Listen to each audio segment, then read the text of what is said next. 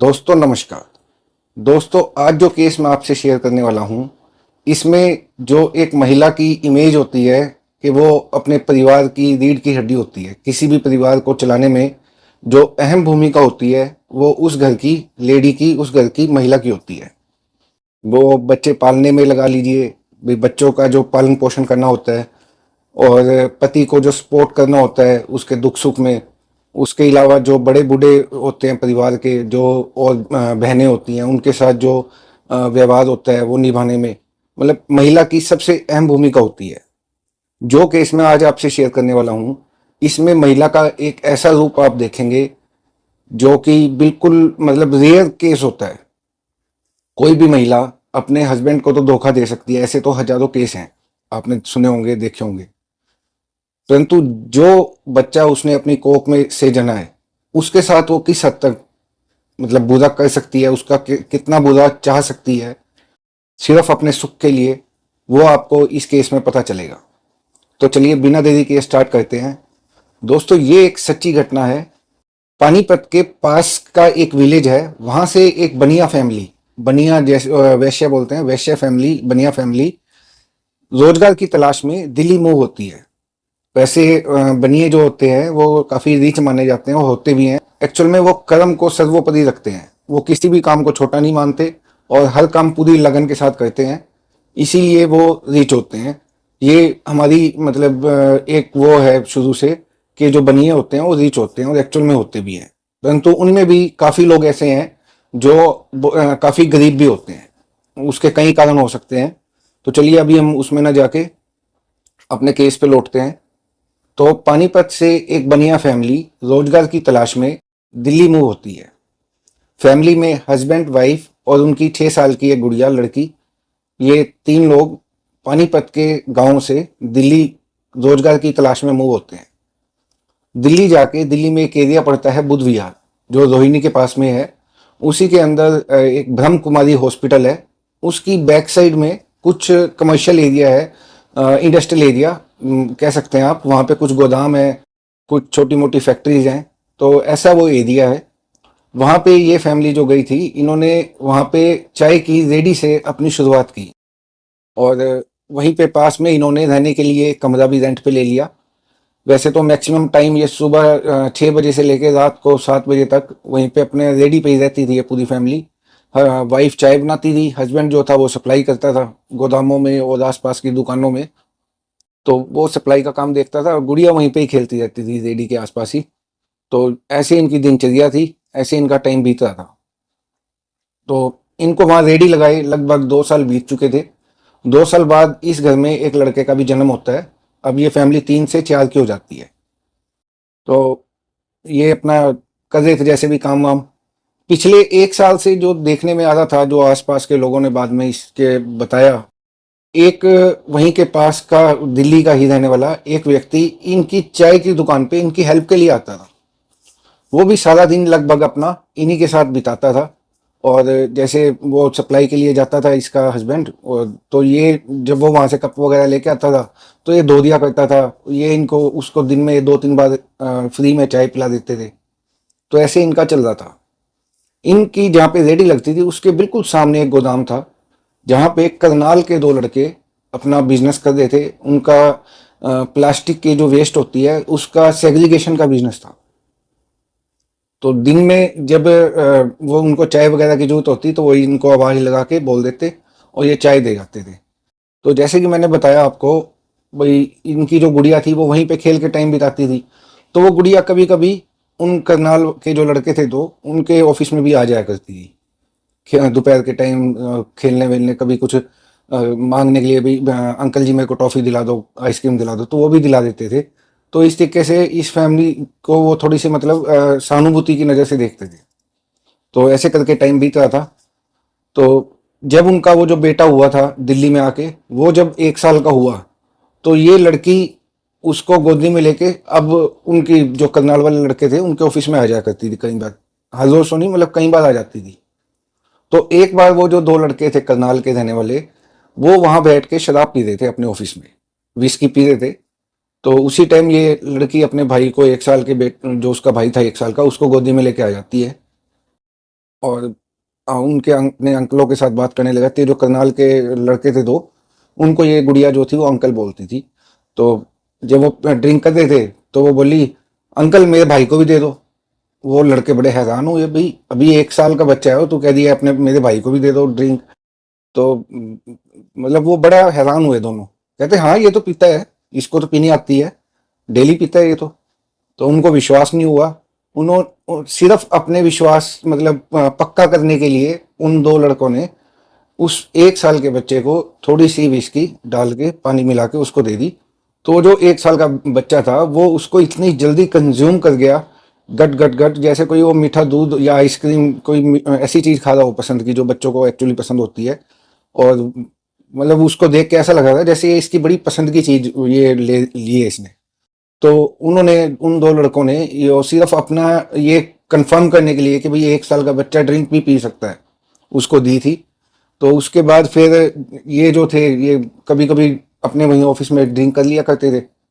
तो ये जब भी आती गुड़िया और देखती हुई ड्रिंक कर दिया तो अपने भाई को उठा के ले आती, अंकल जी इसको भी दे दो। तो वो भी थोड़ी बहुत दे देते थे, भाई चलो जब बच्चा इतने शौक से पी रहा है तो वैसे दे देते थे। एक वो भी कोई ज्यादा बड़े नहीं थे, कोई इतने समझदार नहीं थे, वो भी 20 21 22 साल की एज के थे।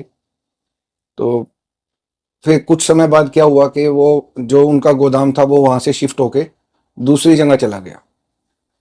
कुछ दिनों बाद जो इस लेडी पे जो उसका मुखिया था परिवार का, जो हस्बैंड था, जो पानीपत से फैमिली मूव हुई थी, जो हस्बैंड था वो गायब हो जाता है।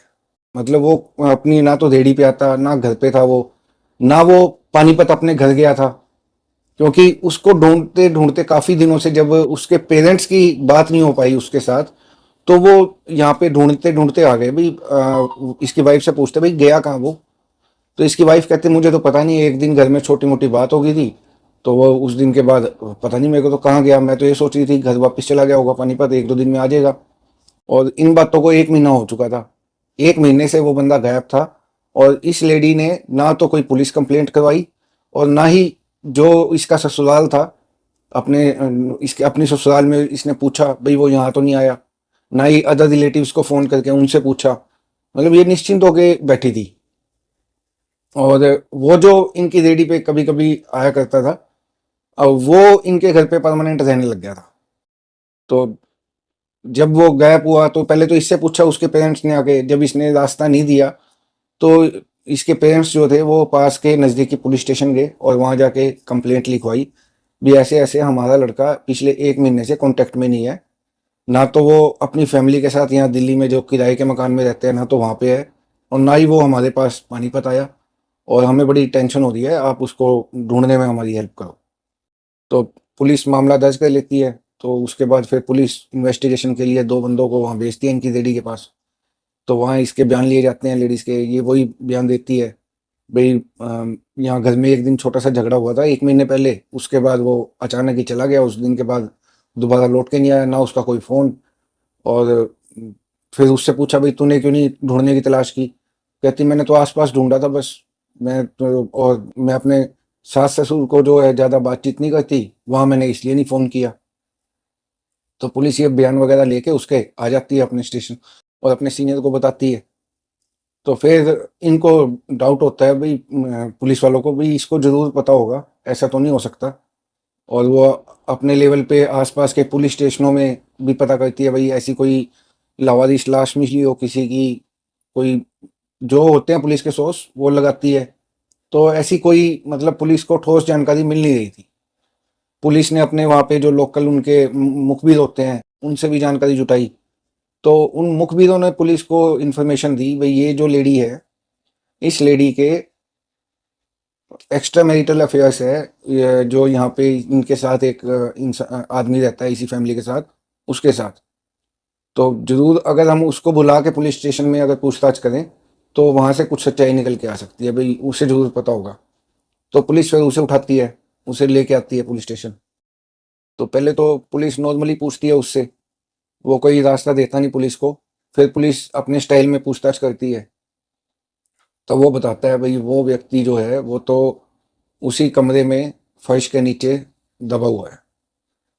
तो पहले तो पुलिस वहाँ पे उनके कमरे पे जाती है, खुदाई करवा के उसकी लाश निकलती है नीचे से। और उन्होंने फर्श के 8-9 फीट नीचे गड्ढा खोद के उसको दबा रखा था। तो फिर जब उन दोनों को, पुलिस को पता तो चल गया था भाई हाँ लाश जब वहाँ से निकले तो कातिल भी यही होंगे, तो इन दोनों को अब पुलिस उठा के ले आती है पुलिस स्टेशन। तो इनसे पूछा जाता है, तो ये सारी जो है कहानी बयान करते हैं भाई ये जो इस फैमिली में 1 साल का बेटा हुआ है ये भी इसी इंसान का है जो ये एक्स्ट्रा मैरिटल अफेयर जिसके साथ इसके डेवलप हो गए थे। और ये क्योंकि एक ही कमरे में रहते थे तो ये व्यक्ति डेली शाम को इसके हस्बैंड को भी विस्की पिला देता था जानबूझ के ज़्यादा, ताकि वो जल्दी सो जाए। और ये जो बेटा हुआ था इस फैमिली में उसको भी डेली रात को थोड़ी सी ड्रिंक पिला देता था और ये सो जाते थे। उसके बाद फिर ये अपना जो भी इनको करना होता था अपने उस सुख के लिए, शारीरिक सुख के लिए ये लेडी अपने हस्बैंड को और अपने बेटे को मतलब जानबूझ के विस्की पिलवाती। और उसके बाद फिर ये अपना अपने वो पूरा जो भी इनकी ख्वाहिश थी उसे पूरा करती।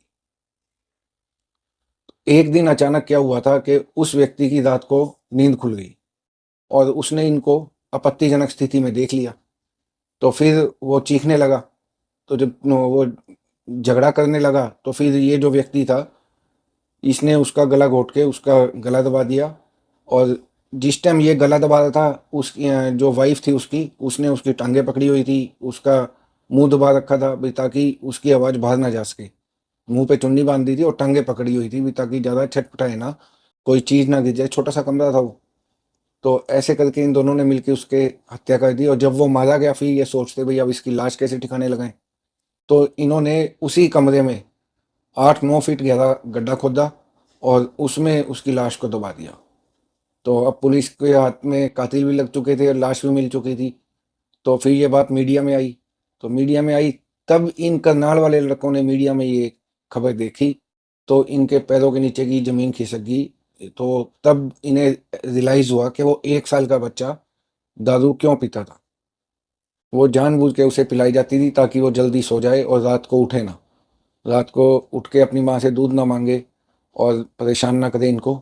इस अपनी मतलब अपने इस सुख के लिए एक माँ अपने 1 साल के बच्चे को शराब, जो कि मतलब बुरी चीज़ मानी जाती है, 1 साल का बच्चा अगर शराब पिएगा तो उसके शरीर का क्या हाल होगा जब वो इतने बड़े बड़े व्यक्तियों को, इंसानों को जख्मी कर देती है अंदर से, उनका लीवर साड़ देती है, तो 1 साल के बच्चे का क्या हाल होगा। तो दोस्तों ये थी आज के केस की सच्ची कहानी कि एक लेडी अपने सुख के लिए अपने पति को मार के, और डेली 1 महीने से वो वहीं पे सो रहे थे उसी लाश के ऊपर फोल्डिंग बिछा के, और उसको मारा, अपने 1 साल के बच्चे को विस्की पिलाती रही। तो यही कहेंगे हम कि कलयुग की माँ का एक ये भी रूप है। तो दोस्तों आज के वीडियो का केस जो था वो ये था। आपको ये कहानी कैसी लगी कमेंट बॉक्स में लिख के अपनी राय जरूर शेयर करें। जल्द मिलेंगे नेक्स्ट वीडियो में, तब तक धन्यवाद।